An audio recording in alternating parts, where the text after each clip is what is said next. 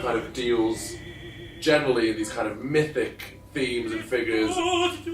It's normally in a really heightened context, like, giants, they're gods descending from on high. And so I was really interested to see what would happen if we put this very large art form into this kind of crucible and tried to explore how people listen or don't listen to each other. When you're in a conversation with somebody and something goes wrong in the conversation, you can stop being able to actually hear the content of what someone is saying. It was the libretto that was like, the dialogue was actually very, very naturalistic. And to try and sort of apply a kind of more intense, emotional, musical language on that seemed like a really interesting sort of question to explore.